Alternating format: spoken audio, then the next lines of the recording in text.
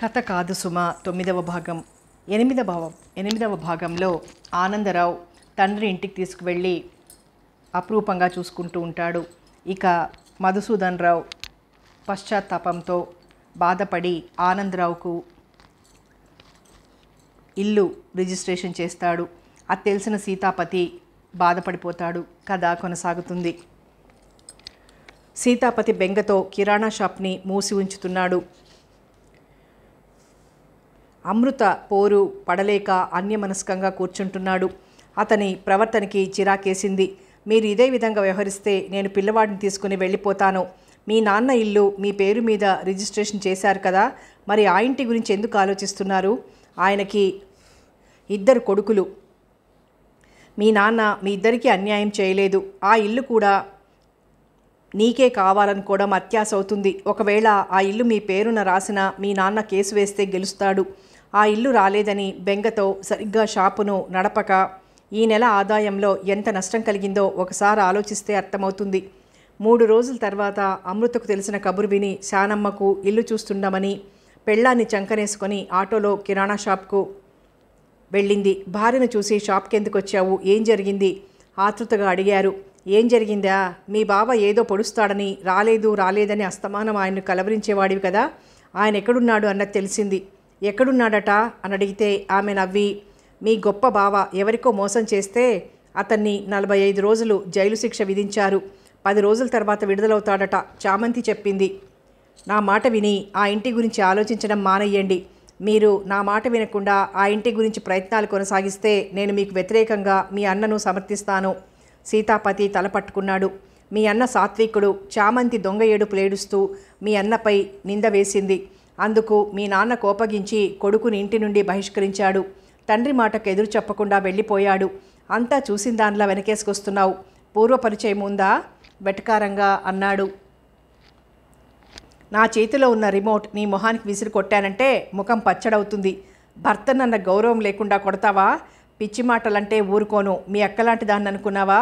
నేను నిప్పును, నా కోపానికి బూడిదైపోవాలి. తర్జని చూపి జాగ్రత్త అంది. దీంతో తగ్గు పెట్టుకుంటే కొట్టినా కొడుతుంది. అక్కడి నుంచి వెళ్ళిపోయాడు. అన్న ఈ సమయానికి కాలేజీకి వెళ్ళుంటాడు. తండ్రిని కలిసి ఇంటికి రమ్మని అడగాలి. దారిలో అంతమ్మ కలిసింది. వాసంతి ఉన్న రోజుల్లో కొన్నాళ్ళు ఆ ఇంట్లో పనిచేసింది. అత్తకు కోడలికి పడదు, తగువ పడ్డారు. తల్లిని వెళ్ళగొట్టాడు కొడుకు. ఆమె శాపనార్థాలు పెట్టి వెళ్ళిపోయి సంపంగి ఇంటిలో పని కుదిరింది. ఏమిటి బాబు, ఎక్కడికి బయలుదేరారు? మా నాన్నను కలుసుకోవాలి. పెద్దయ్య గారు చాలా మారిపోయారు. మీరు అడిగినా ప్రయోజనం ఉండదు. ఆయన సుఖంగా ఉన్నారు, పిలిస్తే రారు. ఉపాయం ఏదైనా చెప్పు. ఆయనంతటా ఆయనే రావాలి. నా మాట ఆయన ఎందుకు వింటాడు? మా వదిన మంచిదేనా? బంగారు తల్లి, వంక పెట్టలేం. నిరాశగా ఇంటికి తిరిగొచ్చాడు. శ్రీశైలం కుర్చీలో దర్జాగా కూర్చుని ఉన్నాడు. అతడిని చూడగానే ప్రాణం లేచొచ్చినట్లయింది. జైలు నుంచి ఎప్పుడొచ్చావు బావా? వచ్చానులే. ఆ సంగతి నీకెలా తెలిసింది? అక్క పేరు చెప్పకుండా నా స్నేహితుడి ద్వారా తెలుసుకున్నాను. వరంగల్లో నీకు స్నేహితులు ఉన్నారా? అనుమానంగా అడిగాడు. ఎలాగో తెలిసిందిలే, నువ్వు వచ్చావు, నాకు ప్రాణం లేచొచ్చింది. మాట దాటేస్తున్నాడు. ఆ చామంతి చెప్పి ఉంటుంది. దానివల్లే కదా తాను జైలుకు వెళ్లాల్సి వచ్చింది. నంగనాచిలా ఏమీ జరగనట్లు తమ్ముడికి చెప్పింది. పక్కింటి వాడితో చనువుగా మాట్లాడుతోంది. అప్పటికే వారి మధ్య సరసం పాకాన పడింది. మూలకున్న కర్రతో వాడిని బాదాను. తలకు గాయమైంది. చామంతి పారిపోయింది. పోలీస్ కేసైంది. కోర్టుకు తీసుకెళ్లారు. జడ్జి విచారించి 45 రోజుల శిక్ష విధించాడు. ఇంటికి వచ్చేసరికి తృప్తిగా కూర్చుని భోజనం చేస్తోంది. కాలెత్తి తన్నాలన్నంత కోపం వచ్చింది. తమాయించుకున్నాడు. సమయం చూసి చంపేయాలి. అడుగుతూ ఉంటే అలా మౌనంగా మాట్లాడకుండా కూర్చున్నావు. మీ బావ జైల్లో ఉన్నట్లు ఆలోచిస్తున్నాడు. శ్రీశైలం ఆమె వంక కోపంగా చూసి, నీ పెళ్ళానికి నోరెక్కువే అన్నాడు. అన్నయ్య వరుస కదా, పరాచకమాడానులే. ముందు నేను చెప్పేది వింటావా లేదా? సరే చెప్పు. కొంపలంటుకున్నట్లు తొందర పెడుతున్నావేం? నాన్న అన్నయ్య ఇంటికి వెళ్ళిపోయాడు. మహేంద్ర హిల్స్లోని ఇంటిని అన్న పేరున రిజిస్ట్రేషన్ చేశాడు. నేను ఆ ఇల్లు కావాలని అడిగితే ఎవరికి ఇవ్వను అన్నవాడు అన్నకు కట్టబెట్టాడు. అంతే కదా, ఆయన్ను ఇంటికి రప్పించి డాక్యుమెంట్ తిరిగి రాస్తే సరిపోతుంది. నువ్వు అనుకున్నంత సులభం కాదు. ఆ ఇంట్లోంచి కదలడు. ఆయన భోజన ప్రియుడు. ఇక్కడ తిండి సరిగ్గా తినలేక పెద్ద కొడుకు ఇంటికి వెళ్ళాడు. కోడలు వంట బాగా చేస్తుందని ప్రతీతి. నీకెందుకు? ఆ భారం నాది. ఓ 10,000 నా ముఖాన కొట్టు, నీ కోరిక తీరుస్తాను. ఎలా తీరుస్తావు? ఆయన అక్కడి నుంచి కదిలేలా లేడు. ముందు డబ్బు నా చేతిలో పడేయి, లాయర్తో మాట్లాడి ఏర్పాటు చేస్తాను.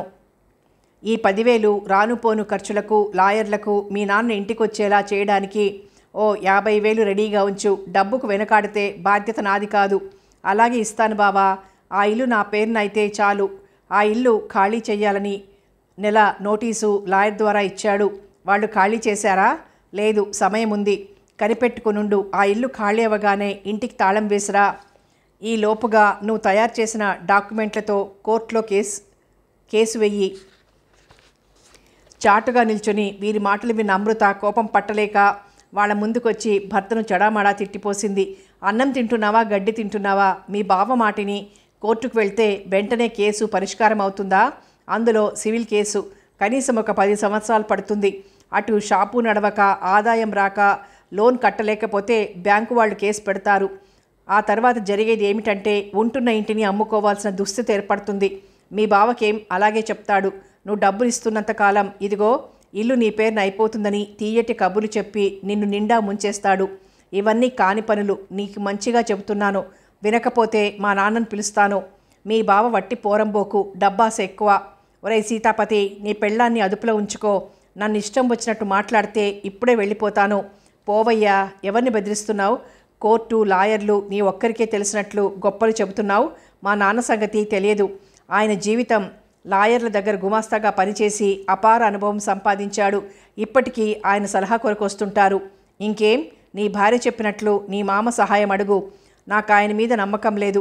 50,000 అప్పు తీసుకుని ఇంతవరకు తిరిగి ఇవ్వలేదు. వట్టి దొంగముఖం. అవును, ఆయనది దొంగముఖం. మీ బావదేమో కుక్కముఖం. ఒసేయ్, నాది కుక్కముఖమా అని మీదికి రాబోయాడు. రారా, నా సంగతి నీకు ఇంకా తెలియదు. మూలన కర్ర చేతిలోకి తీసుకుంది. ఒక దెబ్బ పడిందంటే పోలీస్ లాఠీ దెబ్బ గుర్తుకు రావాలి. సీతాపతి, దాంతో నీకేంటి? అది అలాగే మాట్లాడుతుంది. ఇదిగో ఈ 10,000 తీసుకువెళ్ళి నీ పని ప్రారంభించు. శ్రీశైలం డబ్బు తీసుకుని వెళ్ళిపోయాడు. ఇది మొదలు. ఇవాళ 10,000. వరుసగా డబ్బులు పోవడం, చివరికి చేతికి చిప్ప రావడం ఖాయం. సీతాపతి చేతులు జోడించి, నీకు దండం పెడతాను. నా పనికి అడ్డు రాకు. ఎందుకు రాను? ఖచ్చితంగా వస్తాను. శ్రీశైలం నమ్మకస్తుడు కాదు. కేసు గెలుస్తామని అనుకుంటున్నావు కానీ శుద్ధ అబద్ధం. నీ మంచికే చెబుతున్నాను. నా మాట విను. నీ బావ బడా చోరుగాడు. నిన్ను మోసం చేస్తాడు. కేసు అంటే మాటలా? వాయిదాల మీద వాయిదాలు. సంవత్సరాలు గడిచిపోతుంటాయి. తడవకు. నీ బావ వచ్చి డబ్బులు వసూలు చేసుకొని వెళ్తుంటాడు. నువ్వు నోరు తెరిచి నోట్లో పండు వల్చి పడుతుందనుకుంటావు. పండు కాదు, నోటి నిండా మట్టి పడటం ఖాయం. చెవులు మూసుకుని సీతాపతి అక్కడి నుంచి వెళ్ళిపోయాడు. మధుసూదన్ రావు స్నానం చేసి ధోవతి కట్టుకోబోయాడు. తీరా చూస్తే నిలువునా చిరుగుంది. దాని వంక దిగాలుగా చూసి, నిన్నటి వరకు బాగానే ఉంది, వాషింగ్ మిషన్లో వేస్తే చిరిగిందా? కోడల్ని పిలిచాడు. చేతిలో ఉన్న పని వదిలేసి మామగారి దగ్గరకు వచ్చింది. ఆమెకు ఆ చిరిగిన ధోవతిని చూపి, ఎలా చిరిగింది? ఆ ధోవతి వంక చూసి, అంతమ్మా అని కేకేసింది. ఆమె వచ్చింది. ఏమిటమ్మా అని అడిగింది. బట్టలు వాషింగ్ మిషన్లో వేసి నీ కారు వేయమని చెప్పాను కదా, ఈ ధోవతి చూడు ఎట్లా చిరిగింది. నేను చూడలేదమ్మా. అన్ని బట్టలు దండాల మీదే ఆరేశాను. ధోవతి సగానికి మడత పెట్టి ఆరేస్తాను కదా, చిరిగింది గమనించలేదు. మామగారు, ఆ ధోవతి వదిలేయండి. ఏదో పొరపాటు జరిగింది. నేను కొత్త ధోవతి ఇస్తాను, కట్టుకోండి అని తన గదిలోంచి కొత్త ధోవతి తీసుకుని వచ్చింది. పాత ధోవతి కనుక చిరిగుండాలి. సూట్ కేసులో ధోవతులున్నాయి. అవి కట్టుకునేవాడిని. పర్వాలేదు, ఇది కట్టుకోండి. అంతమ్మ ఆరవేసేటప్పుడు గమనించు.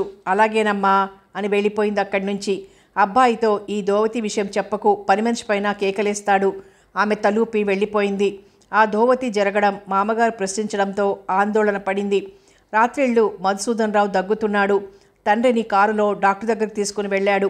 డాక్టర్ పరీక్షించి వాతావరణ మార్పు వలన కానీ చల్లటి మంచినీళ్లు తాగితే జలుబు చేసి దగ్గు రావడం సహజం.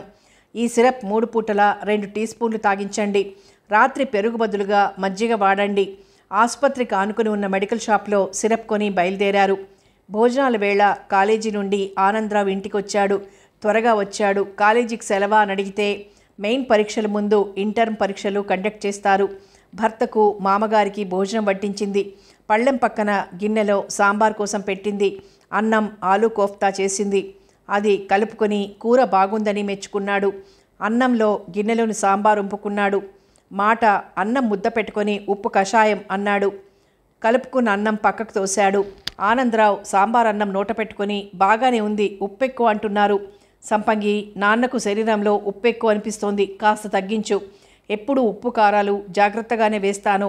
మరి మామగారు ఎక్కువైందంటున్నారు. అబ్బాయి అన్నట్లు జలుబు మూలాన నాలుకకు రుచి తెలవకపోవడం కారణం కావచ్చు. మీ వంటకు వంక పెట్టలేను. మరో సంఘటన జరిగింది. ఆయన లాల్చి వేసుకున్నాడు. తీరా చూస్తే ఒక బొత్తాం లేకపోవడంతో సరాసరి అతనే వెళ్ళి అంతమ్మను పిలిచాడు. ఆమె చేతులు నలుపుకుంటూ నిల్చుంది. లాల్చి బొత్తాములేమయ్యాయి? అమ్మగారు వాషింగ్ మిషన్లో వేసి ఆ బట్టలు ఆరేయమని చెబితే దండం పైన ఆరేశాను, కానీ గుండీల సంగతి నాకు తెలియదు. సంపంగిని పిలిచాడు. ఆమెను చూసి, మొన్న ధోవతి చెరిగింది, ఈరోజు లాల్చీకి ఒక్క బొత్తాం కూడా లేదు. అంతమ్మ, ఎన్నడూ లేని నీ పనులు ఎలా తయారైనా ఏమిటి? రేపటి నుంచి వాషింగ్లో వేసిన బట్టల్ని నేనే ఆరేస్తాను, మిగతా పనులు నీవి.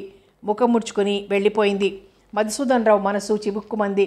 పని మనిషి తిన్నగా పనిచేయకపోవటం వలన ఆ భారం కోడలిపైన పడింది.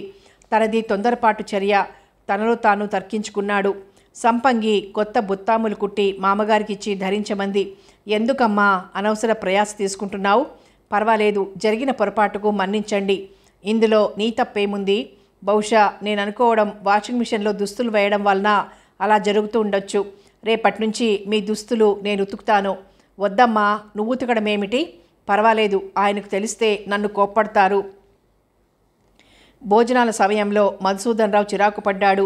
సంపంగి, అన్యమనస్కంగా ఉంటున్నావు, వంటలపైన దృష్టి సారించడం లేదు. నాకిష్టమైన మసాలా వంకాయ కూరలో కారం ఎక్కువగా పడింది, నోరు మండిపోతోంది. సంపంగికి బాధ అనిపించింది. భర్తతో అంది మరోసారి. ముందుగా ఆ వంకాయ కూర కలుపుకోండి అంది. ఆనందరావు ఆ కూర కలుపుకొని తిన్నాడు. కారం మామూలుగానే ఉంది. మరి కారం ఎక్కువ అంటున్నారు? చిత్రంగా ఉంది.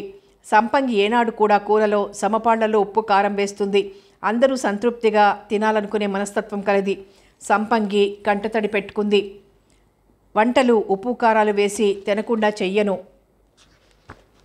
మధుసూదన్ రావు జాలిపడ్డాడు. అమ్మాయి, బాధపడకు, నీ దోషం లేదు. ఈ జలుబు మూలాన ఉప్పు కారాలు అధికమనిపిస్తున్నాయి. నీ వంటలు బాగుంటాయి. నాన్న, మీకు అన్నం సహించకపోతే గోధుమ రొట్టెలు తినండి, జలుబు తగ్గే వరకు. పోనీ ఆ పంచెయ్యమ్మా, కొన్ని రోజులు రొట్టెలు తింటాను. సంపంగి సరేనని తల ఊపింది.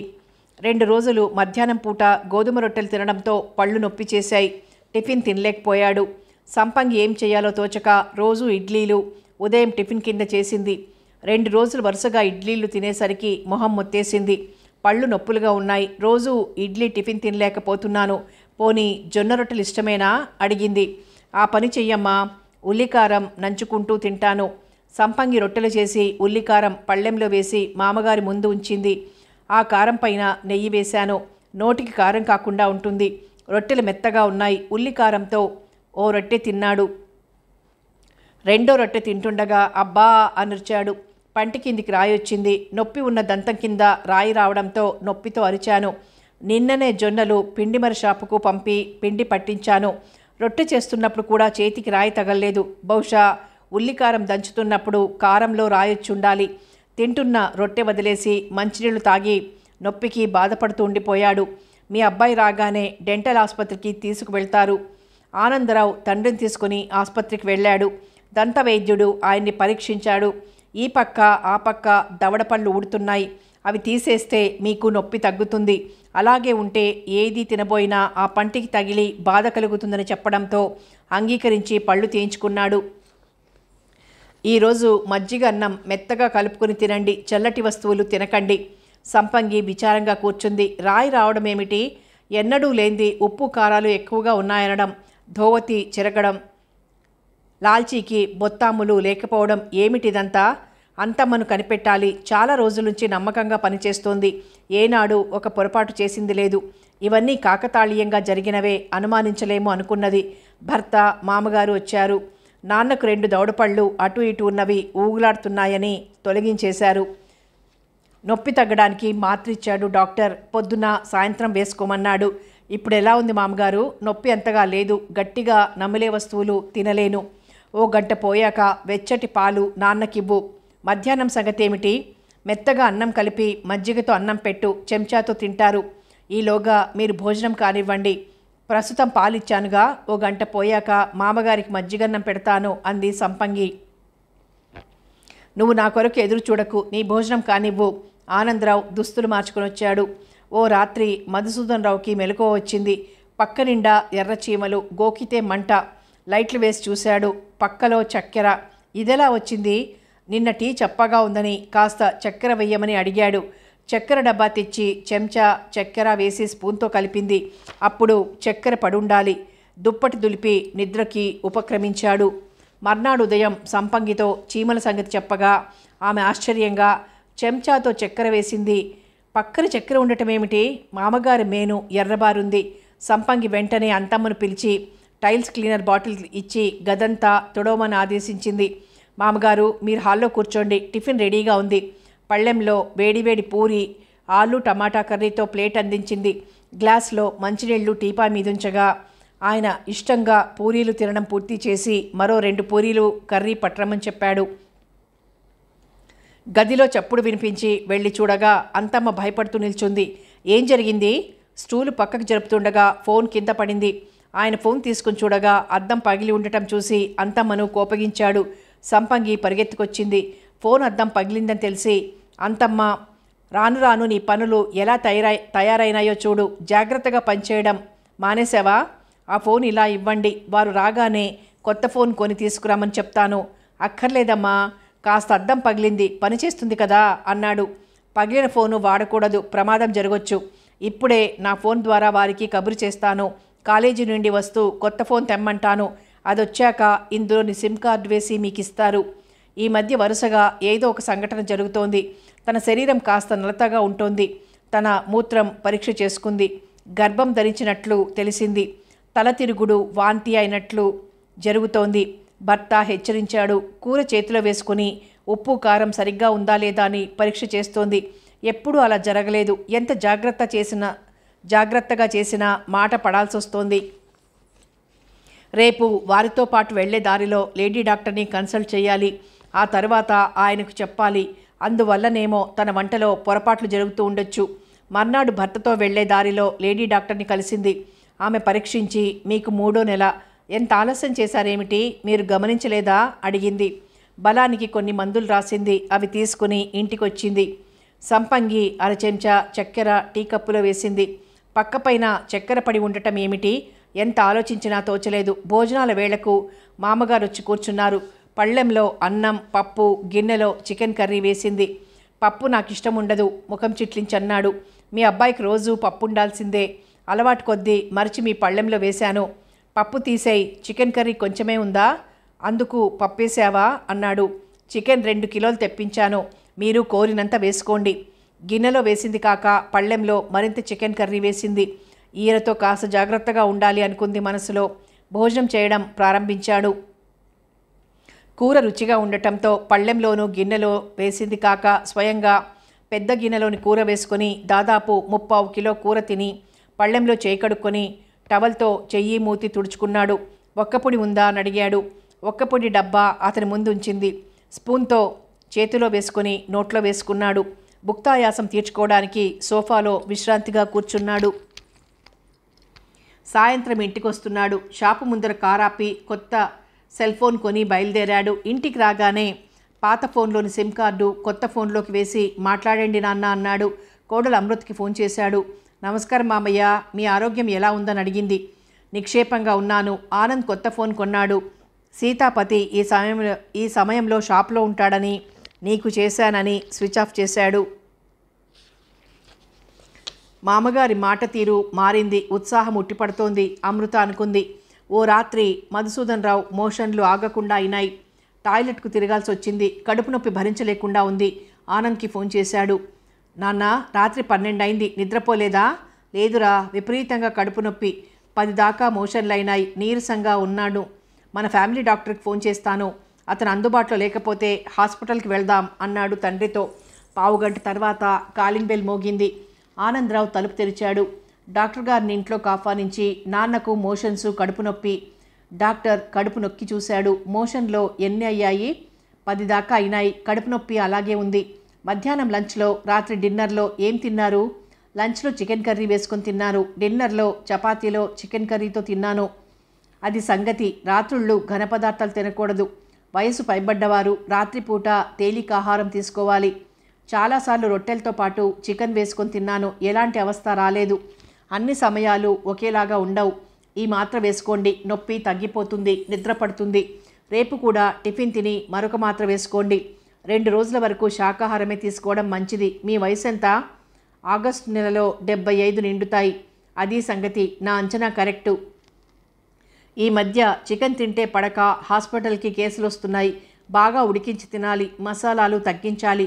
ముక్కల బదులుగా గ్రేవీతో తినండి. కొన్ని సూచనలు చెప్పి ఫీజు తీసుకుని వెళ్ళిపోయాడు. డాక్టర్ని పంపి తండ్రి ఉన్న గదిలోకి వచ్చి చూశాడు. నిద్రపోతున్నాడు. గదిలోకి వచ్చి చూడగా సంపంగి గాఢంగా నిద్రపోతోంది. ఆమె ఎర్రటి పెదాలను సున్నితంగా ముద్దాడినాడు. లేకపోతే కళ్ళు తెరిచి ఈ దొంగతనం ఎప్పటి నుంచి నేర్చారు అంది. నిద్రపోతున్న నా పెదాలను దొంగిలించడం నేరం. అందుకు శిక్ష అనుభవించాల్సిందేనని పెదాలను కొరికింది. చురుక్కుమన్నాయి. నీ రంపపు పళ్లతో కొరుకుతావా? ఇదేమన్నా బాగుందా? నీకో స్వీట్ కబురు చెప్తాను. మరి నాకేమిస్తావు? నువ్వేం కోరుకున్నా ఇస్తాను. ఇలా దగ్గరికి రా. మన 2 శరీరాలు ఏకం కావాలి. ఆ పని మాత్రం చేయకు. నీ మొగుడు తంతాడు. మధ్యలో ఆ కోన్కిస్గాడెవరు? ఎవరా వట్టి బుద్ధువు? అర్థం కాలేదా?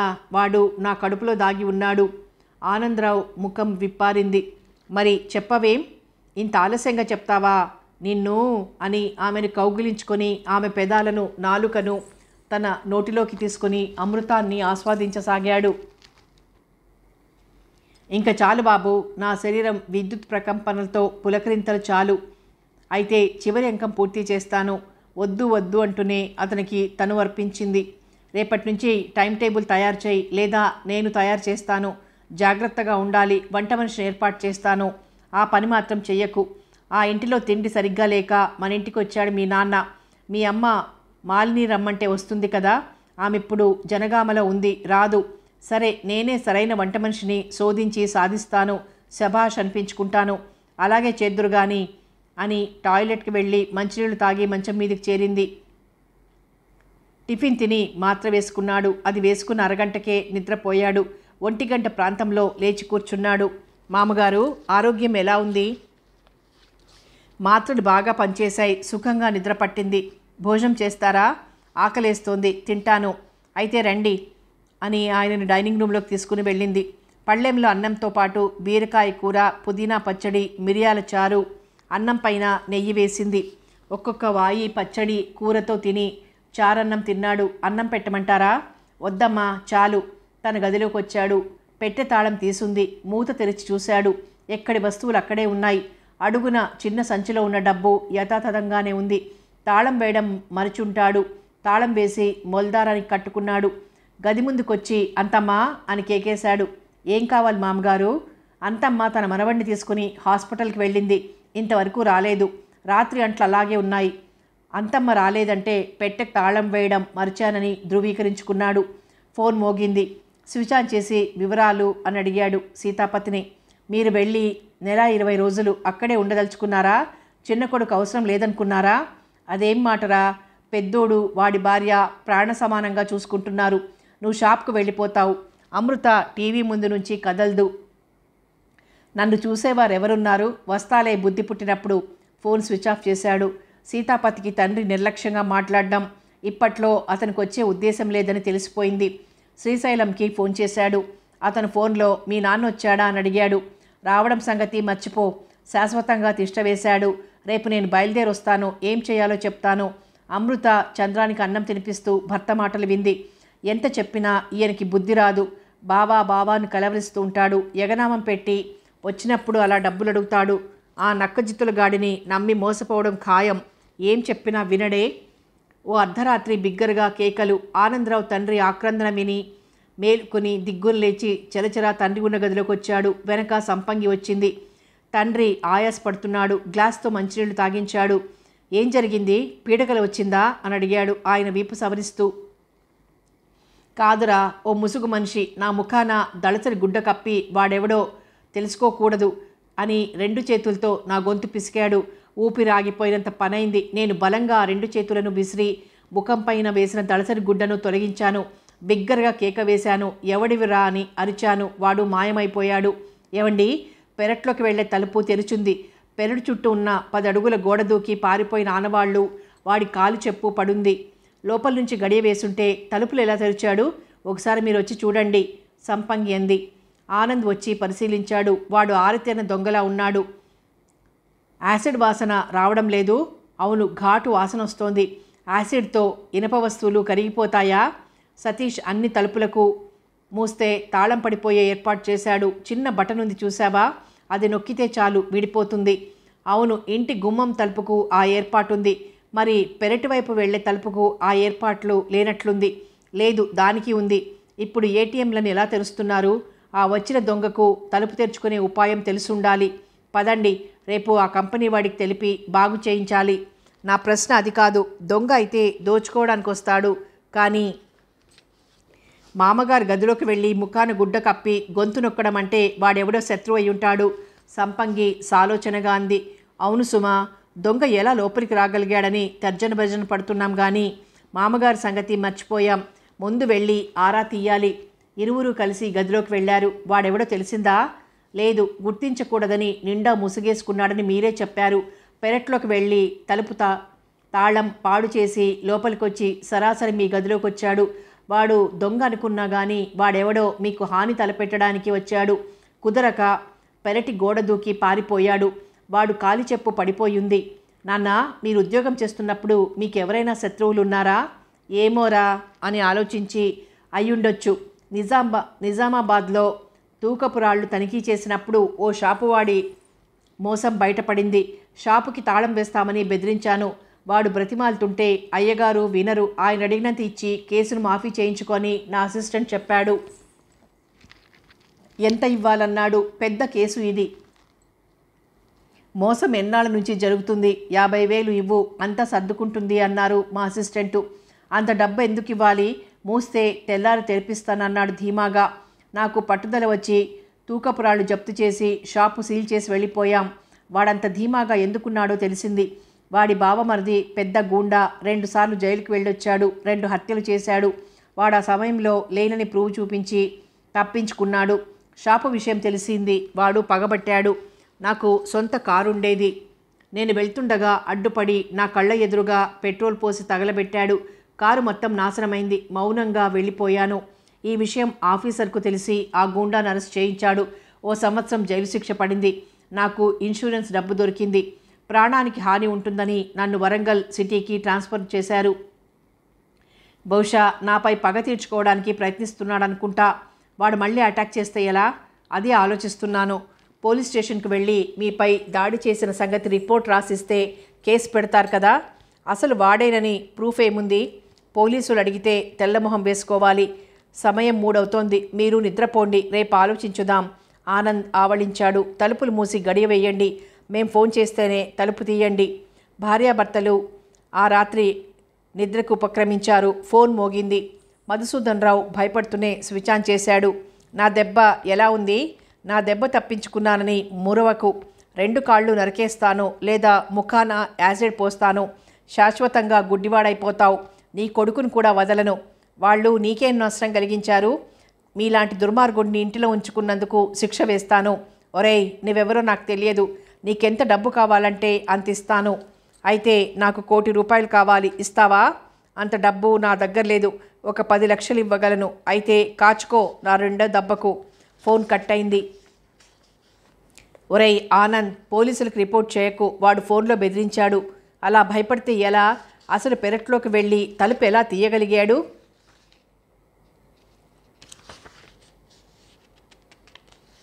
సతీష్ తాళాలు తయారు చేసే వారితో చర్చించి తనకు కావలసిన రీతిలో ఏర్పాటు చేశాడు. మా గదిలో అన్ని తలుపులకు అనుసంధానం చేసి బోర్డు బిగించబడింది. తలుపులు తెరవడం సాధ్యం కాదు. ఆ కంపెనీ వారికి ఫోన్ చేశాను. వారు వస్తున్నారు. ఈరోజు కాలేజీకి వెళ్ళను. తలుచుకుంటేనే భయం వేస్తుంది. నేను ఎదిరించలేకపోతే నా ప్రాణం పోయేది. కాలింగ్ బెల్ చప్పుడైంది. తలుపులు తెరిస్తే ఎదురుగా ఆ కంపెనీ ఆఫీసరు, 2 మెకానిక్లు కనిపించారు. మేము కంపెనీ తరపునొచ్చాం. ఆ తలుపులు తెరవబడిన స్థలం చూపించండి. వెంట రాగా పెరట్లోకి వెళ్ళి తలుపులను చూపించగా మెకానిక్లు శ్రద్ధగా పరిశీలించారు. సార్, మన కంపెనీకి మొదటి కేసు. ఇంతవరకు ఎవ్వరూ కంప్లైంట్ ఇవ్వలేదు. ఆశ్చర్యంగా ఈ తాళం తెరవడం అనేది ఎంత ప్రయత్నించినా తెరుచుకోదు. ఆఫీసర్ ఆనందరావు వైపు తిరిగి తలుపుకు బిగించిన మ్యాగ్నెట్తో తాళం తయారు చేశారు. ఎవరు ప్రయత్నించబోయినా మీ గదిలో బిగించిన బోర్డు నుండి అలారం వినిపిస్తుంది. మీరు పడుకునే ముందు తాళం వేశారనుకోండి, అన్ని తలుపులు మూసుకుంటాయి. దానంతటా అదే తాళం పడిపోతుంది. ఈ ప్రక్రియ టాప్ సీక్రెట్. వారికి కోడ్ నెంబర్ ఇస్తాం. ఆ నెంబర్కు బోర్డుకు సంబంధం ఉంటుంది. అంతలో మెకానిక్ మన కంపెనీలోని వర్కర్ ఈ పని చేస్తుంటాడనిపిస్తుంది. ఎలా చేస్తాడు? ఈ ఇంటి కోడ్ నెంబర్ మీకు తెలుసా? మరి నీకే తెలియనప్పుడు వర్కర్కి ఎలా తెలుస్తుంది? సార్, మీకు గుర్తుందనుకుంటాను. వీరేశం అని వర్కరు మ్యాగ్నెట్ తాళాలు అపహరించాడు. సెక్యూరిటీ గార్డు అతన్ని సోదా చేయగా పట్టుబడ్డాడు. అతన్ని ఉద్యోగంలోంచి సస్పెండ్ చేసి ఎంక్వైరీలో నేరస్తుడిగా రుజువయ్యాడు. ఉద్యోగం నుంచి తీసివేయడమే కాకుండా పోలీసులకి రిపోర్ట్ చేయగా అరెస్ట్ చేశారు. ఆ తర్వాత అతను ఏమయ్యాడో తెలియదు. ఆ అధికారి తలూపి దూరంగా వెళ్ళి ఫోన్లో మెసేజ్ ఇవ్వడం జరిగింది. మెకానిక్తో మీరు తెచ్చిన మ్యాగ్నెట్ తాళం పాతది తీసేసి కొత్తది బిగించండి అని ఆదేశించాడు. అలా మార్చడానికి పావుగంట సమయం తీసుకున్నారు. పాత మ్యాగ్నెట్ తాళం తమ బ్యాగ్లో వేసుకున్నారు. మీ పేరు ఆనంద్ అన్నారు కదా. మీరు మీ గదిలోకి వెళ్ళి బటన్ నొక్కితే మారిన కోడ్ నెంబర్ వస్తుంది. ఆ రెండో బటన్ ఆన్ చేసే ముందు తలుపులన్నీ ఉన్నాయో లేదో చూసి రండి. ఆ కంపెనీ నుంచి వచ్చిన వాళ్ళు వెళ్ళిపోయారు. మధుసూదన్ రావు కొడుకును పిలిచాడు. రాత్రి వచ్చిన ముసుగు వ్యక్తి గురించి పోలీసులకి తెలపవద్దు, ఫోన్లో బెదిరిస్తున్నాడు. సరే నాన్న, వాడింక రాడు. కంపెనీ వాళ్ళు ఆ మనిషి మీద పోలీసులకు రిపోర్ట్ ఇచ్చి అరెస్ట్ చేయిస్తారు. వాడొకప్పుడు పనిచేసి దొంగతనంగా కంపెనీ వస్తువులు పట్టుకుని వెళ్తుంటే పట్టుకున్నారు, జైల్లో వేశారు, ఉద్యోగం నుంచి తొలగించారు. మీకంతగా భయం అనిపిస్తే పక్క రూమ్లోకి మీ పడక మారుస్తాను. పక్కనే మా గది కనుక మీరు నిశ్చింతగా నిద్రపోవచ్చు. ఈసారి ఆ ఫోన్ రింగ్ అయితే స్విచ్ ఆన్ చేయకండి. నన్ను పిలవండి, నేను తెలుసుకుంటాను. అలా చెయ్యరా, గది మార్చు అన్నాడు. భార్యాభర్తలు ముందు గదిలోంచి అతని సాలుకు సామాన్లు రెండవ గదిలోకి తరలించారు. దుప్పటి మార్చి కొత్త దుప్పటి వేశారు. నాన్న, 32 అంగుళాల టీవీ ఉంది. కాలక్షేపానికి టీవీ ఆన్ చేసి చూడొచ్చు. మొదటి గది విశాలమైనది, రెండవది కొంచెం తక్కువ. మీకు అభ్యంతరం లేదు కదా? పర్వాలేదు, ఒక్కడికి ఈ గది చాలు. బాగుంది. మధ్యాహ్నాలు భోజనాలైనాయి. ఎవరి గదిలోకి వారు వెళ్ళి విశ్రాంతి తీసుకోసాగారు. మధుసూదన్ రావు ఫోన్ రింగ్ అయింది. ఉలిక్కి పడ్డాడు. దొంగ వెధవ ఫోన్ చేతిలోకి తీసుకుని చూడగా సీతాపతి ఫోన్. హలో అన్నాడు తండ్రి. నాన్న, ఎన్నాళ్ళుంటారు? కలలో మీరొచ్చారు. మిమ్మల్ని చూడాలనిపిస్తుంది. మీరొస్తానంటే నేను స్వయంగా ఇంటికొచ్చి తీసుకుని వెళ్తాను. పెద్దాడు ఏమంటాడో తెలుసుకుని చెబుతాను. వాడిని అడగాలా? నన్ను అడిగి తీసుకెళ్ళాడా? మీకు రావడం ఇష్టం లేదని చెప్పండి. మిమ్మల్ని రమ్మని అడగను. 2 రోజులు ఎదురు చూస్తాను. రాకపోతే నేను ఆత్మహత్య చేసుకుంటాను. అవేం మాటలరా? నేను క్షేమంగానే ఉన్నాను. మీరేం చెప్పినా నేను వినను. నాలోని మొండితనం మీకు తెలిసిందే. నేను అన్నంత పని చేస్తాను. ఆత్మహత్య ఖాయం. 3వ రోజు నా చావు వార్త వింటారు. ఒరేయ్, వస్తాలే. 3వ రోజు రాను. డాక్టర్ అపాయింట్మెంట్ ఇచ్చాడు. వెళ్ళి పరీక్ష చేయించుకొని 4వ రోజు వస్తాను. సరేనా? మాట తప్పవు కదా? అక్క బావ కూడా ఇక్కడే ఉన్నారు. తప్పకుండా వస్తానులేరా. ఫోన్ పెట్టేయి. ఆనంద్కు చెబితే ఏమంటాడో. కబురు పంపితే స్వయంగా కారులో తీసుకుని వచ్చాడు. భార్యాభర్తలిద్దరూ ప్రేమగా చూసుకుంటున్నారు. వాళ్లను వదిలి వెళ్ళాలని లేదు. ఆనంద్ గదిలోకి వచ్చి ఫోన్ ఎక్కడి నుంచి నాన్న అన్నాడు. సీతాపతి ఫోన్ చేశాడు. వాడు ఇంటికి రమ్మని ఒకటే పోరు. 2 రోజులు చూసి 3వ రోజు ఆత్మహత్య చేసుకుంటానని బెదిరిస్తున్నాడు. వాడు అన్నంత పని చేసే మొండి వెధవ. చిన్నాడి దగ్గరికి వెళ్తాను. క్రింది భాగంలో 3 కుటుంబాలు అద్దెకుంటున్నారు. సందడిగా ఉంటుంది. పైకి ఇతరులు రారు. ఆనంద్ భార్య అభిప్రాయం కొరకు ఆమె వంక చూశాడు. వారు నిశ్చయించుకున్నాక వెళ్ళొద్దని అనలేం కదా. వారికి ఎక్కడ అనుకూలంగా ఉంటే అక్కడ ఉండనియండి. సీతాపతి నాన్నను ఎందుకు రమ్మంటున్నాడు? దానికి కారణముంది. ఆయన పట్ల ప్రేమతో కాదు. మహేంద్ర హిల్స్లోని ఇల్లు నా పేర రిజిస్టర్ అయినప్పటి నుంచి వాడు అసూయతో కుతకుతలాడిపోతున్నాడు. ఇల్లు తిరిగి రాయించుకుంటాడా? మనకు ప్రాప్తం ఉంటే ఉంటుంది. సంపంగి అంది. అలా జరగదు, జరగనివ్వను. ఆనంద్ పేరున రిజిస్ట్రేషన్ చేయబడిందా ఇల్లు. నా కష్టార్జితం వాడేలా కాదంటాడు. 3 రోజుల గడువు ఉంది కదా. డాక్టర్ పరీక్ష చేసి ఆయన ఇచ్చే రిపోర్ట్ పైన ఆధారపడి ఉంటుంది. మామగారి భోజనం సరిగ్గా లేక కదా ఇక్కడికి వచ్చింది. వంట మనిషిని ఏర్పాటు చేశావని అడగకపోయారా? బాగా గుర్తు చేశావు. ఆ శానమ్మ వంట చేస్తే రానని ఖరాఖండిగా చెప్పేస్తాను. రేపే ఫోన్ చేసి అడుగుతాను. చెప్పిన మాట మర్చిపోలేదు. సీతాపతికి ఫోన్ చేశాడు. ఫోన్లో వంట మనిషి గురించి అడిగాడు. శానమ్మ పని మానేసి వెళ్ళిపోయింది.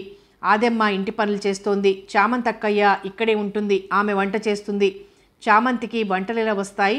ఇక్కడ ఆనంద్ భార్య వంట చేస్తుంది. అద్భుతంగా ఉంటుంది. మళ్ళీ మళ్ళీ తినాలనిపించేలాగా రకరకాల వంటలు చేస్తుంది. నీకు తెలుసు, నాకు భోజనం బాగా ఉంటేనే రుచిస్తుంది. నేను రావడం కుదరదు.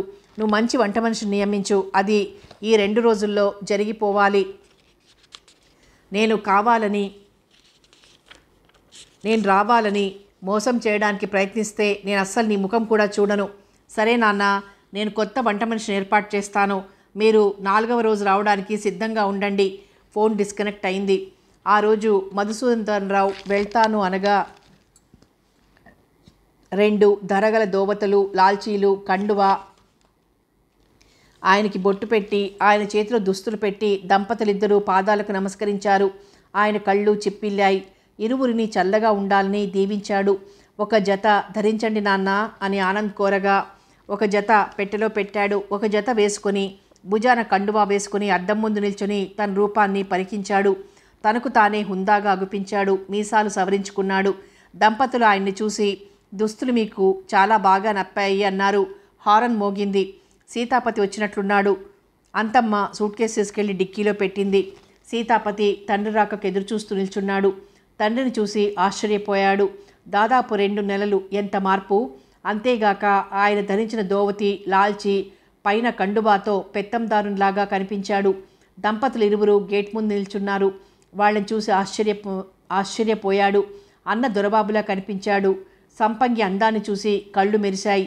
సీతాపతి బాగున్నావా పలకరించాడు. వాళ్ల వంక నిరసనగా చూసి డోర్ తీసి ముందు సీట్లో కూర్చొని స్టార్ట్ చేయమని డ్రైవర్తో అన్నాడు. టాక్సీ బయలుదేరింది.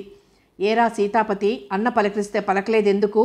అలాంటి మోసగాళ్లతో నేను మాట్లాడను. వాడు నీకేం మోసం చేశాడు? వాడి బతుకు వాడు చూసుకున్నాడు. తండ్రి డబ్బు దోచుకోలేదు. సీతాపతి కోపంగా, వాళ్ళు నాతో కయ్యం పెట్టుకోమని చెప్పారా? చిచి, నీ బుద్ధి మారదురా.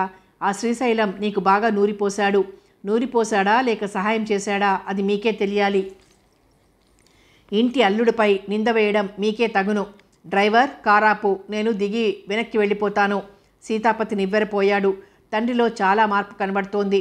తగులాడటం సమయం కాదు. ఇంటికి వెళ్ళాక నేనేమిటో తెలుస్తుంది. డ్రైవర్, కారాపకు పోనీ అన్నాడు. పావుగంట ప్రయాణించి సీతాపతి ఇంటికి చేరుకుంది కారు. ఆదెమ్మ హారం చప్పుడు విని సూట్ కేసు అందుకుని లోనికి వెళ్ళింది. అమృత గేటు బయటకొచ్చి మామగారిని చూసి ముక్కు మీద వేలేసుకుంది. అమృత, బాగున్నావా పలకరించాడు. ఆయనకి నమస్కారం చేసింది. ఎవరి ఆసరా లేకుండా చకచకా నడిచి ఇంట్లోకి వెళ్ళాడు. చామంతి నవ్వుతూ వచ్చి నమస్కరించింది. ఆరోగ్యం బాగుందా అని ప్రశ్నించాడు. ఇప్పుడు కాస్త పర్వాలేదు. నా సూట్ కేస్ నా గదిలో పెట్టకుండా ఇక్కడే ఉంచారేమిటి? ఆ గదిలో మీ అల్లుడు నిద్రపోతున్నాడు. సీతాపతి బిగ్గరగా కేకేసి పిలిచాడు. నన్ను రమ్మన్నావు. నా గది శుభ్రం చేసి ఉంచాలనిపించలేదా? శ్రీశైలం ఉంటున్నాడా? మరి నా గది ఎక్కడా? ఈ పూట ఖాళీ చేస్తాను. అక్క, బావన్ లేపి ఆ చివరి గదిలోకి వెళ్ళి నిద్రపొమ్మను. శ్రీశైలం తూలుకుంటూ లేచి వెళ్ళాడు. ఆదెమ్మను పిలిచి శుభ్రం చేయించు. రాత్రిళ్ళు బాగా మందేసుంటాడు, అందుకే తూలుతున్నాడు. క్రింద భాగంలో అద్దెకు ఎవరెవరున్నారు అడిగాడు. మీరు వెళ్ళిన 4 రోజులకే ఆ సుందర్రామ్మూర్తి రామాంతపురంలో సొసైటీ ద్వారా ఇల్లు కట్టించుకున్నారు. ఈ నెలాఖరులో ఖాళీ చేసి వెళ్ళిపోతారు. వీరు వెళ్ళిపోగానే బ్రాహ్మలు అడ్వాన్స్ ఇచ్చి వెళ్ళారు. ఆయన పురోహితం చేస్తూ ఉంటాడు. భార్య వంటలకు వెళ్తుంటుంది. ప్రస్తుతం ఆమెని మనకు వంట మనిషిగా కుదిరింది. మీరు కోరుకున్నట్లుగా వంట చేస్తుంది. మాంసం కూర చెయ్యదు. మాంసం తినేవాళ్ళం కదా, ఎవరు చేస్తారు? చామంతి చేస్తుంది నాన్న. ఆదెమ్మ వచ్చి, అయ్యగారు, మీ గది శుభ్రం చేశాను. పరువు పైన కొత్త దుప్పటి పరిచాను. దిండు గలీబులు మార్చాను. మీరు వెళ్ళి విశ్రాంతి తీసుకోండి. సరే, నేను కాసేపు నిద్రపోతాను. భోజనంలోకి వండిన మాంసం కూర తెప్పిస్తాను. ఆయన గదిలోకి వెళ్ళి మంచం పైన వాలాడు. కళ్ళు మూసుకున్నంతనే నిద్రలోకి జారుకున్నాడు. గంట తర్వాత మెలకువ వచ్చి 3 మనుషులు మందస్వరంతో మాట్లాడుకుంటున్నారు. అది తన గురించే అని నిర్ధారించుకుని గుమ్మంలో నించున్నాడు. సీతాపతి, ఇప్పుడు ఆయన అడిగితే బాగుండదు అంది చామంతి. లేదక్క, ఇప్పుడే అటో ఇటో తేల్చాలి. తొందరపడుకు. రేపంతా ఏం చేస్తావు? షాప్ కట్టేసిరా. ఆయనను కూర్చోబెట్టి చర్చించి ఆయన సంతకం చేసేలా ఒప్పించుకుందాం. నాకు నమ్మకం లేదు బావా. ఆయన పూర్తిగా అన్నపక్షమయ్యాడు. నాతో ఏం మాట్లాడాలరా గంభీరంగా అన్నాడు. అబ్బే ఏం లేదు నాన్న, సీతాపతి మామ గురించి తమ్ముడు చెప్తున్నాడు. అమృత విసురుగా వచ్చి, మా నాన్న మీతో ఏమన్నాడని నిందలేస్తున్నారు? మామగారు అడిగేసరికి మాట మార్చారు. సీతాపతి ఆమె చేయి పట్టుకుని, దయచేసి మా మధ్యకి నువ్వు రాకు. నాకు కాదు, నీ అక్కకు చెప్పు. ఇంకొకసారి మా నాన్న పేరు కానీ వస్తే ఊరుకునేది లేదు, జాగ్రత్త. అమృత అక్కడి నుంచి నిష్క్రమించింది. అమ్మో, నీ భార్య ఏమో అనుకున్నాను, అది కొట్టినా కొడుతుంది.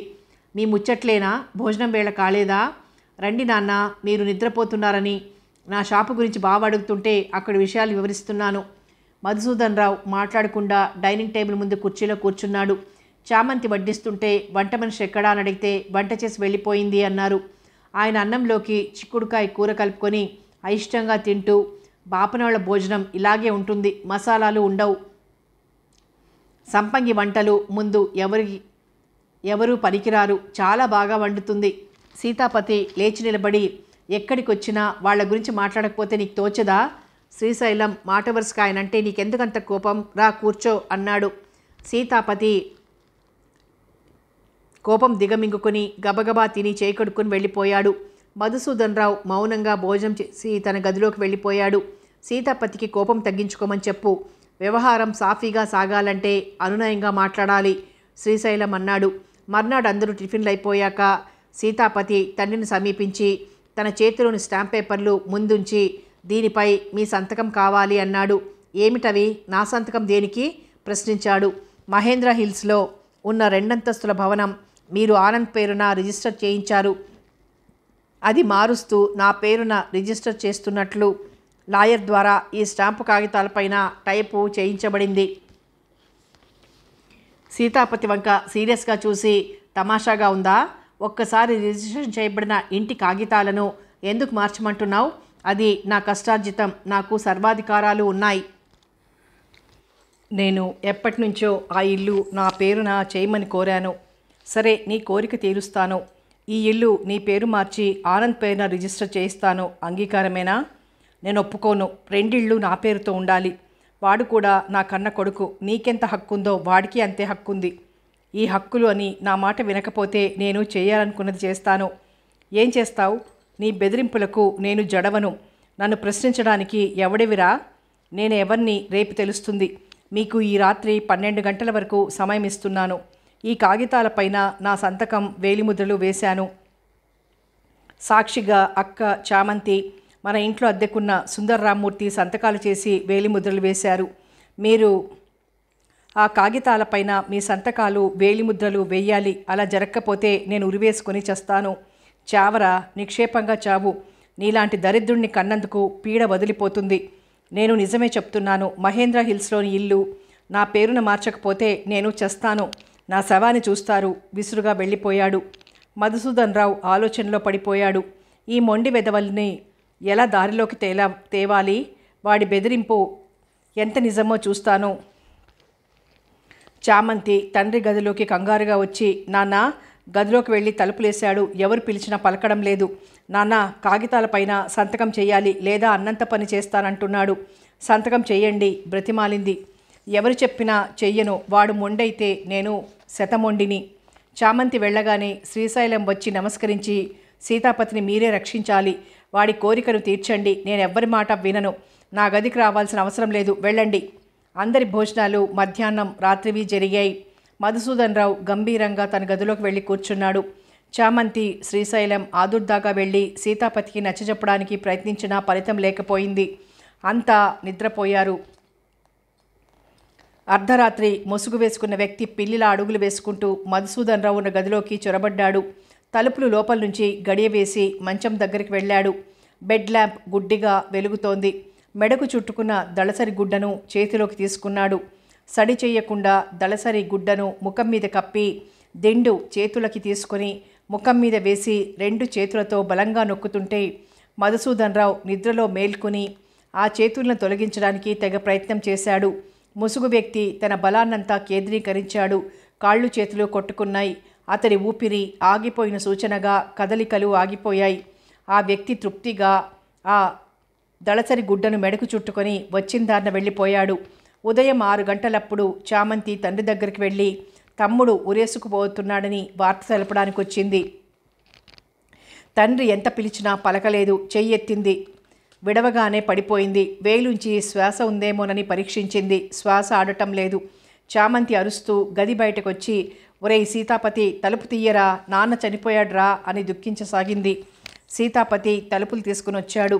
శ్రీశైలం వచ్చాడు. అందరూ గదిలోకి వెళ్ళారు. నిర్జీవంగా ఉన్న శవాన్ని చూశారు. టీపాయ్ పై మీదున్న కాగితాలు కనిపించాయి. ఆ కాగితాలపైన మధుసూదన్ రావు సంతకాలున్నాయి. వేలిముద్రలు లేవు. చామంతి, నువ్వు బయటికెళ్ళు, అమృత రాకుండా చూడు. తలుపులు మూసి శ్రీశైలం స్టాంప్ ప్యాడ్ మీద కుడి బొటనవేలు నొక్కి ఆ సంతకాల ఎదురుగా వేలిముద్ర వేశాడు. సీతాపతి, ఇదిగో ఈ కాగితాలు తీసుకో, దినవారాలయ్యాక లాయర్కి ఇవ్వు. ఆ కాగితాలు తీసుకుని తన గదిలోకి వెళ్ళి పెట్టెలో భద్రంగా దాచి తిరిగి దొంగ ఏడుపుతో గుండెలు బాదుకున్నాడు. నిన్నొచ్చావు, అప్పుడే నీకు 100 ఏళ్ళు నిండాయా? శవాన్ని వరండాలో చాప వేసి పడుకోబెట్టారు. మట్టి ప్రమిదలో నూనె పోసి వత్తి వెలిగించారు. గేటు ముందు 2 దుంగలు అంటించగా కాలుతున్నాయి. అమృత కోపంగా ఆ ముగ్గురిని చూసి, నిండు ప్రాణాన్ని తీయడానికి మీ చేతులు ఎలా వచ్చాయి? పోలీసులకి రిపోర్ట్ చేస్తాను అంది. ఏం మాట్లాడుతున్నావు? తల తిరుగుతుందా? సీతాపతి కళ్ళెర చేసి అన్నాడు. డాక్టర్ వచ్చి పరీక్షించాడు. ప్రాణం పోయి 6 గంటలవుతోంది. నిద్రలోనే ఊపిరాగిపోయింది. సీతాపతి జేబులో నుంచి నోట్ల కట్టను తీసివ్వగా ఎవరూ చూడకుండా జేబులో వేసుకున్నాడు. శ్రీశైలం ఆనందరావుకు కబురు పంపాడు. భార్యాభర్తలిద్దరూ కారేసుకుని వచ్చారు. వరండాలో ఉన్న తండ్రిని చూసి దుఃఖం ఆగలేదు. మా ఇంట్లో ఉన్నంత వరకు ఆరోగ్యంగా ఉన్న మనిషి ఒక్క రోజులోనే ప్రాణాలు ఎలా వదిలాడు? ఏవండి, పోలీసులకి రిపోర్ట్ ఇవ్వండి అంది సంపంగి. డాక్టర్ పరీక్షించి వెళ్ళాడు. నిద్రలోనే ప్రాణం పోయిందని చెప్పాడు. ఇన్స్పెక్టర్ కాసేపట్లో వస్తాడు. ఆయనకు మీరేం చెప్పాలనుకుంటున్నారో చెప్పండి సీతాపతి అన్నాడు. ఇన్స్పెక్టర్ రావడం, శవాన్ని చూశాడు. సీతాపతి చెప్పింది విని తలూపాడు. మొన్నటి వరకు మా నాన్న 2 నెలల నుంచి మా ఇంట్లో ఉన్నాడు. రాకపోతే చేస్తాను అని ఈయన బెదిరించి ఇంటికి తీసుకుని వెళ్ళాడు. మరణించాడని కబురు పంపారు. నాకు అనుమానంగా ఉంది. చూడు బాబు, చావు అనేది ఎప్పుడు ఎలా వస్తుందో తెలియదు. డాక్టర్ గారు వచ్చి పరీక్షించారు. నిద్రలో ప్రాణం పోయిందని చెప్పాడు. అతను సర్టిఫై చేశాక మనమేం చేయలేం. సీతాపతి వంక తిరిగి, మీ కార్యక్రమాలు కానివ్వండి. దహనక్రియల కార్యక్రమం చకచక జరిగిపోయింది. సీతాపతి ముందు నడవగా పాడెను నలుగురు మోస్తూ శ్మశానం వైపు వెళ్లారు. ఆనందరావు సంపంగిని పలకరించిన వారు లేరు. కారులో బయలుదేరి ఇంటికొచ్చారు. స్నానాలు చేసి హాల్లో కూర్చున్నారు. ఆనందరావు విచారంగా తండ్రి జ్ఞాపకాలను గుర్తు చేసుకున్నాడు. భర్త భుజంపై చేయి వేసి, మామగారి మనశ్శాంతి కొరకు 10వ రోజు అనాథాశ్రమానికి వెళ్ళి భోజనం తీసుకువెళ్ళి ఇచ్చిరండి అంది. 6 ఏళ్లలో సంపంగికి మగ సంతానం కలిగింది. తండ్రి పేరులోని మొదటి 2 అక్షరాలు మధు అనే నామకరణం చేశారు. ఆ కుర్రాడు స్కూలుకు వెళ్తున్నాడు. కేసు కొట్టేయడంతో సతీష్కు ఇల్లప్పగించి మహేంద్ర హిల్స్లోని ఇంటికి చేరుకున్నారు. పై అంతస్తులు 2 కుటుంబాలకు అద్దెలకిచ్చారు. సంపంగి కోరిక ప్రకారం క్రింది భాగంలో నివసించసాగారు. ఆనందరావు లోన్ తీసుకుని కారు కొన్నాడు.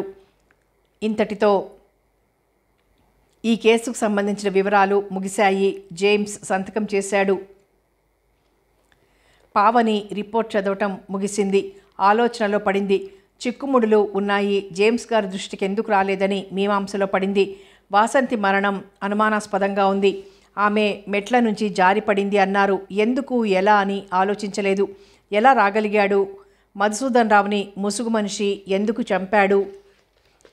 నిజంగా ముసుగు వ్యక్తి మధుసూదన్ రావు శత్రువా, లేక ఇందులో శ్రీశైలం పాత్రుందా? చామంతి మరణం 3 ఏళ్ల క్రితం జరిగింది. ఆ విషయం కోర్టుకు నివేదించబడింది. 3 మరణాలు అనుమానాస్పదంగానే ఉన్నాయి. జరిగిన మరణాలను చూసిన వారు లేరు. సాక్షులు అంతకన్నా లేరు. ఆమెకు కలిగిన అనుమానం అలాగే ఉంది. ఆనందరావు ఇంటిలో మధుసూదన్ రావు ఉన్నప్పుడు మహేంద్ర హిల్స్లోని ఇల్లు ఆనందరావు పేరుతో రిజిస్ట్రేషన్ చేయబడింది. కొన్ని రోజులకే విచిత్రమైన సంఘటనలు జరిగాయి. వాటికి సంపంగిని అనుమానించవలసి వస్తుంది. తన సందేహాలు సంపంగిని కలిసి తీర్చుకోవాలి అనుకుంది. స్కూటర్ కీస్ తీసుకుని మహేంద్ర హిల్స్లోని ఆనందరావు ఇంటికి చేరుకుంది. కాలింగ్ బెల్ నొక్కింది. తలుపులు తెరుచుకున్నాయి. సంపంగి నిలుచున్నది ఎవరన్నట్లు పావని వంక చూసింది. విశ్వనాథం లాయర్ గారి దగ్గర జూనియర్ లాయర్ను. నా పేరు పావని, నేను లోపలికి రావచ్చా? రండి, వెల్కమ్ అని ఆమెను కూర్చోమని సోఫా చూపించింది. ఆమె కూర్చున్నాక మీ కేసు రిపోర్ట్ చదివాను. కొన్ని సందేహాలు కలిగాయి. ఆ సంఘటనలకు మీరు కారణమని నా మనసుకు తోచింది. తెలుసుకోవాలని వచ్చాను. సంపంగి విస్తుపోయి, అనుమానం నాపైన? ఏమిటవి? మీ మామగారు ఇంటిని మీ వారి పేరుతో రిజిస్ట్రేషన్ చేసిన దాదాపు 10 రోజుల తర్వాత సంఘటనలు జరగడం వలన ఆయన తన చిన్న కొడుకు దగ్గరికి వెళ్ళిపోయాడు. మీరు చెబుతున్నది నాకు బోధపడలేదు. ఆయన వెళ్ళిపోవడానికి నేనెలా కారణమయ్యాను? వంటలో ఉప్పు కారం ఎక్కువగా వేయడం, ఆయన ధోవతి చిరిగిపోవడం, లాల్చి బొత్తాములు లేకపోవడం, ఆయన పడుకున్న మంచం పైన చక్కెర పడి ఉండటం వలన చీమలు కరవడం, ముసుగు మనిషి రావడం, అది మీ పని కాదనుకోండి. సంపంగి, మీరు చెప్పిన విషయాలు నా ప్రమేయం లేకుండా జరిగినవి. మీరు అనేది తెలియకుండా, మీకెలా తెలియకుండా జరిగినవి? మేముంటున్న ఇల్లు ఖాళీ చేస్తున్న తరుణంలో పని మనిషికి చాలా రోజులు మా ఇంటిలో పనిచేసినందుకు 200 ఇచ్చాను. ఆ డబ్బులు తీసుకొని బోరున ఏడుస్తూ కాళ్ల మీద పడింది. అమ్మా, మీకు ద్రోహం చేశాను. నాపై ఎంతో నమ్మకం ఉంచారు. ఓ రోజు శ్రీశైలం అతను కలిసి డబ్బులిస్తాను, నేను చెప్పినట్లు నువ్వు చెయ్యాలి అన్నాడు. డబ్బాసకు నేను అంగీకరించాను. నాకు తెలియకుండా పైన చెప్పినవన్నీ చేసింది. మీ వారికి తెలుసా? లేదు, నేను చెప్పలేదు. మిమ్మల్ని అనుమానించినందుకు క్షమించాలి. మీరు ఎంత అందంగా ఉన్నారు. మీ మనసు కూడా అంత స్వచ్ఛమైంది. రిపోర్ట్ తీసుకొని వెళ్ళి జేమ్స్ గారికి ఇచ్చింది. మీ అనుమానం తీరిందా? ఆమె తల ఊపింది. ఇదిగో మరొక రిపోర్ట్ ఎదురు చూస్తోంది. తీసుకుని వెళ్ళి చదవండి. సమాప్తం. కథ కాదు సుమా, నవల సమాప్తం. మరో మంచి నవలతో మళ్ళీ కలుసుకుందాం.